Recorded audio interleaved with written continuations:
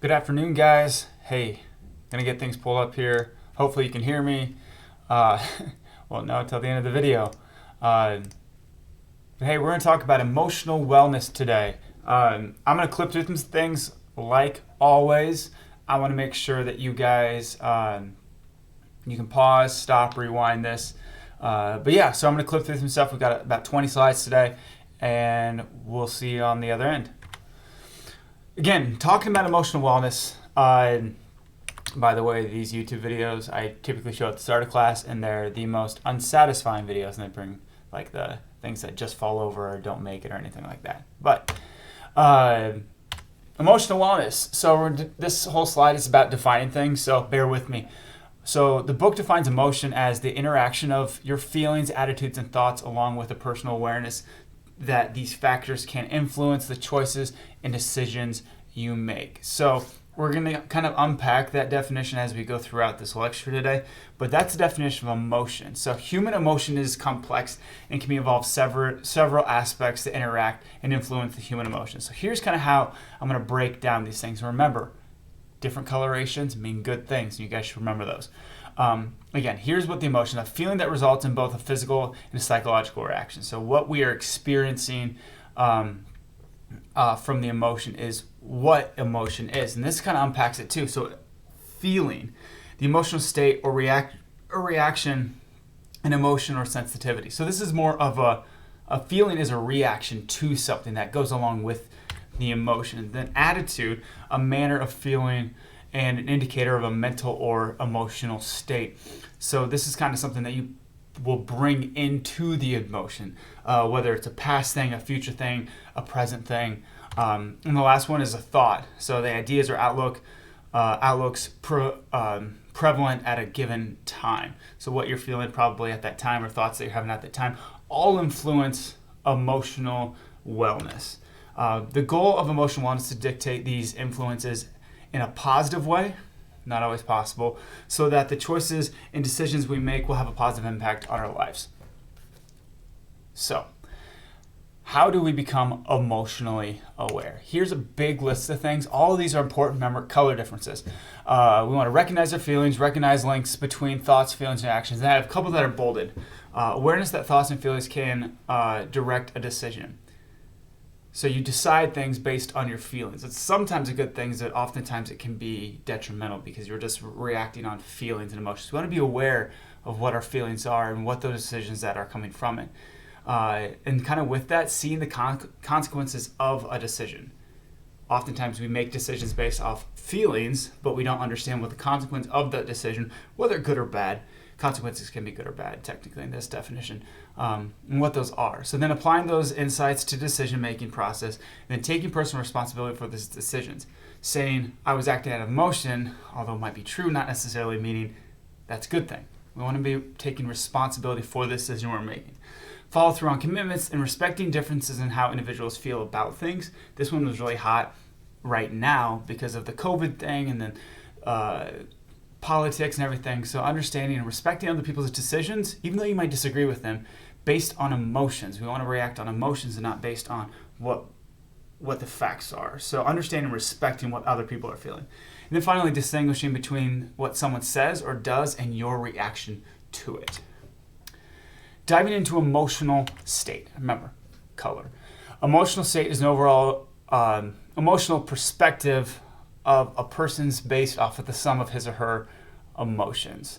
So mainly negative emotions is a mainly negative emotional state. Mainly positive emotions equals a positive emotional state. So this isn't saying that you can't have negative emotions and be positive, and this is also saying that you won't have positive emotions if you're in a negative emotional state. So it's mostly negative equals negative state, and mostly positive equals emotional state. So positive emotions, I'll pull up both here. Positive emotions can be hope, gratitude, peace, joy, optimism, happiness, the things that you typically think of. Negative emotions can be anxiety, fear, hostility, depression, pessimism, and guilt. And we're going to unpack all of those here, this quick video that I'm doing. Negative emotional state and the depression that comes with it. So depression equals or is a loss of pleasure in life, a sense of hopelessness and or meaningless, A mild case just kind of be temporary. This could be a day up to a week maybe, and it disappears with time.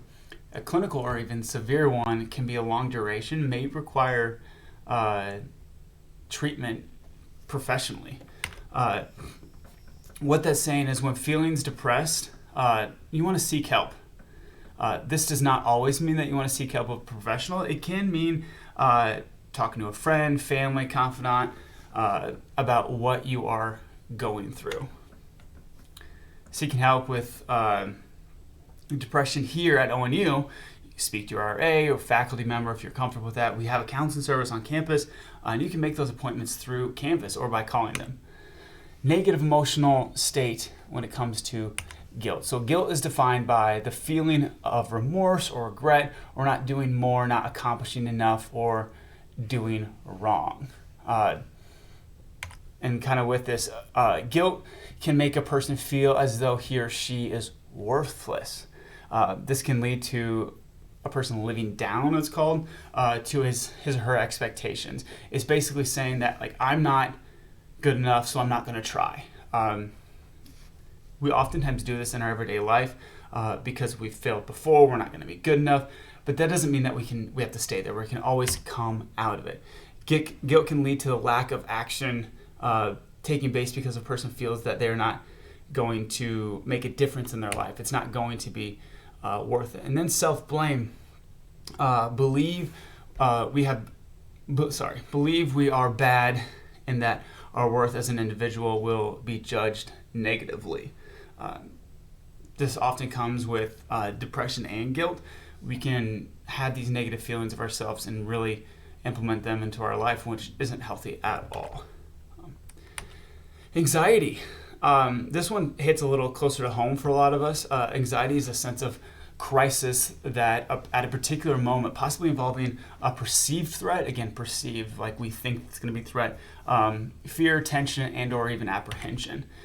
There's two types of anxiety. We have trait anxiety and state anxiety. Trait anxiety is anxiety can appear in any various kinds of situations considered to be more of a personal trait. So it's a trait you have. That's kind of how we remember. Trait anxiety is something that kind of goes along with you. You have this throughout your life. And that's just the word trait, not trait anxiety necessarily.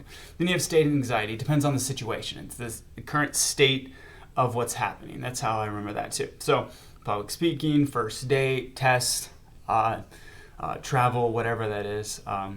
So it's state anxiety. That's the big difference between that. High levels of anxiety can lead to poor performance, can lead to problems with an immune system or even cardiovascular system as well.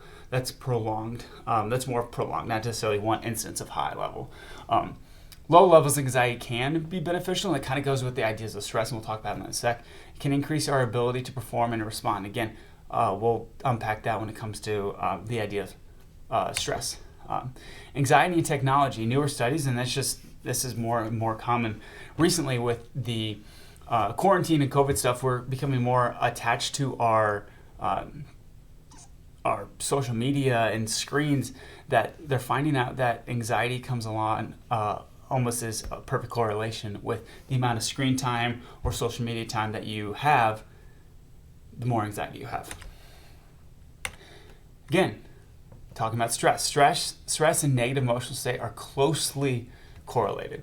Because of this understanding of stress and learning to control stress, it's critical to developing a positive emotional state, being able to understand what stress is good and what stress is going to help you in the future, and how to alleviate some of the negative stress.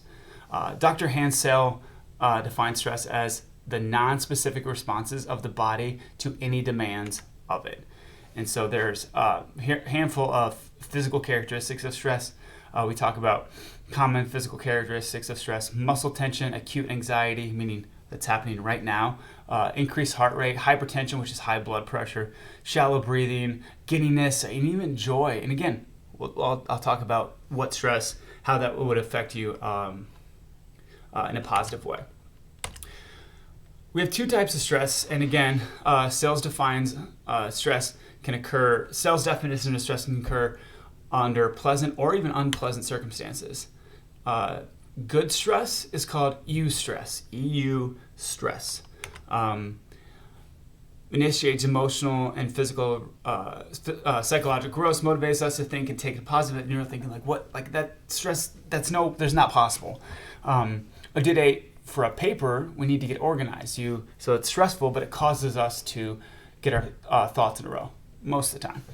Provides pleasure, adding meaning to life, helps come up with a solution or problem. Again, you're like, how? No, stress never makes me feel that way ever. But this eustress is good things that are happening that causes stress. So like childbirth, graduations, wedding, job interviews, things that are good, first day on the job. These are things that are good that causes stress, but they're good things. So that's why it's called eustress. Then we have negative stress, which is called distress, and not like you're in distress, it's just distress. Can break your focus on positive responses, can observe in a form of negative thought and pattern. So a negative emotional characteristic. Some events leading to stress. Again, there's everything, and we all deal with stress in our own different way, but a stressor is a physical, psychological, or emotional event or condition that initiates a stress response. A stressor for one person may not be a stressor for another. Some people don't get anxiety when they take tests, and some people have really good test confidence. They do really well on this, and it could be just from a situation. Public speaking is another great one. Some people have no issues getting up in front of dozens of people or even hundreds of people, and there's kind of a little bit caveat to this. They did a study on like performers. The less people in the room, the more stress they had, and the more people in the room, the less stress they had. And that's kind of a fun thing to understand, that it comes down to a personal perspective too. People can prepare for events as these to be more confident and less stressed. So practicing and getting consistent with experiencing these types of stress to make sure that you be able to handle them when the big things come around. Factors generating the stress response are unique to each individual. Appraisals for stress we are facing, life events, past successes or failures when dealing with the stress. Again, what you've experienced in the past often determines how you're going to experience it in the future. And it goes back to that last slide. People can prepare for such events to either change or practice how they've experienced stress in the past. This is the stress response can enhance and increase the level of mental or physical performance. So this is from a psychological definition called the inverted U theory. So over here in the left bottom corner, we have not enough stress, you're not performing at a peak level. And over there on the right, we have too much stress, so you're overwhelmed, you're having anxiety. So there is a peak top where it's called the optimal level of stress, or your peak performance. So you want to have just enough stress, and this is where I say stress can be a good thing. We want to have the optimal level of stress to be able to perform. If we want to talk about like performing for a test, performing for a concert, performing for a sport, or even performing for things like a first date or meeting the parents, or for a drive, if you along travel, if you're not having a little bit of stress, you're not going to be aware of what's happening. So you want to be just a little bit. We have stages of stress. The first stage is kind of there's more to this, but the layman definition is we have the fight or flight. A lot of us have heard this before. The brain perceives a stressor and prepares the body to deal with it. A lot of things are happening. Muscles become tense and blood flow increases. Stomach tightens. That's the butterfly thing that you're happening in your stomach. Heart rate increases. Your breath quickens. Blood clotting can happen more rapidly when you're in this. But again, this is the first stage. The second phase is resistance. Meets stress with increased strength, endurance, sensory capacities. You need a level of energy to deal with stress, because if you don't have that level, the body will shut down. We'll call that the fight or flight when it talks about flight, that will just leave. We'll leave the stress situation where we're shut down. Internal activity of the body will not respond to normal until stress situation is resolved. So we're talking when you feel that tightening in the stomach, that actually is your body stopping the digestive system. It's saying, I need to hold on to all these things. I don't want to digest this stuff because I want to make sure that I have nutrition in case I won't get fed in the future. That's what that feeling is. It's kind of a cool thought process. Then you have the final phase in this situation, which is exhaustion. If the effects of stress are not dealt with, exhaustion will occur. Stomach, heart rate, blood pressure, joints will be will be impacted. When stress is managed, the body will start to return to normal after the stress has either gone or been resolved. Stress in the body symptoms occur. I'm going to pull up this right here. You have physical signs. These are a list of physical signs right here. So I'm going to pull it all up. And I want you guys to pause the slide right here and take a picture of this or screenshot it, whatever you need to do. This is we have physical signs, emotional signs, behavioral signs, cognitive signs. And in class, we would typically unpack all of these, but I don't want to spend 10 minutes on this. We would talk about each one. But physical signs, remember, that's things that are happening because of stress. Physically, you can tangibly see them, hear them, feel them. Emotional signs, feeling of powerlessness, and that you have that, like, it's emotions, it's your feelings of what, like, internally. Behavior signs, this is a physical action that's happening, and then cognitive signs is what's happening up here. Loss of humor, you get upset easily, you're easily irritated. Those are all things that come with stress. Stress in the immune system. Studies have shown that epinephrine and norepinephrine release when the body's under stress. Oftentimes those are good things, but this can attack the immune system cells and influence their ability to replicate and destroy pathogenic agents. So that's the stuff we want to get rid of. Those are the epinephrine and norepinephrine. That's the feel-good stuff that we get when we like are on a runner's high, or we experience like a cool music situation, or like when your team wins the game, or whatever it is. Those are all the good things, but too much of that can actually cause the body to not respond appropriately from an immune system perspective. Over time, this weakens the immune system, like I was saying, and the number of white blood cells decreases because it takes blood cells to create epinephrine and norepinephrine. Weakens the immune system can make an individual more susceptible to heart disease, cancer, and allergies too. Wow, we're done. Next class, and what is due. Careful on this, read this carefully, take a second. I forgot to say it, we do have an Easter egg right here. The Easter egg is, I want you to email me before the end of the day next Tuesday. End of the day next Tuesday, which is 7 days from now, depending on when you're watching this. Next Tuesday. What your favorite breakfast is. It can be cereal, it can be toast, eggs, whatever. Mine is avocado toast. Love that thing with everything but the bagel seasoning. It's really great. So that's Easter egg. Now, next class, what's due? You have a quiz next Tuesday, March 2nd. There is a quiz. I will not be here, but it will be proctored from one of the other wellness professors. So put that on your calendar. Physical activity log, that is due February 23rd. It says February 23rd. That's not a thing. February 23rd, that is this coming Tuesday or today, depending on when you're watching it, due at 10 p.m. I do want to pull something up real quick after this about that, but recent life changes stress, that was due on the 18th. Since it was weird, we took the test. I didn't talk about it. I am going to open it up for a handful of you that missed it. That's due on the 23rd at 10 p.m. So make sure that you get that done. If you have already do it, it will say that it's due. If you have already done it, it will say that it's due. You've already done it. Don't worry about it. And then this is just for the future nutritional assessment on Canvas, March 11th. That is a while from now. I just want to put it in your put it in your vision. Real quick, I want to talk about this thing. Again, this is due tonight. Make sure that you got, or the 23rd.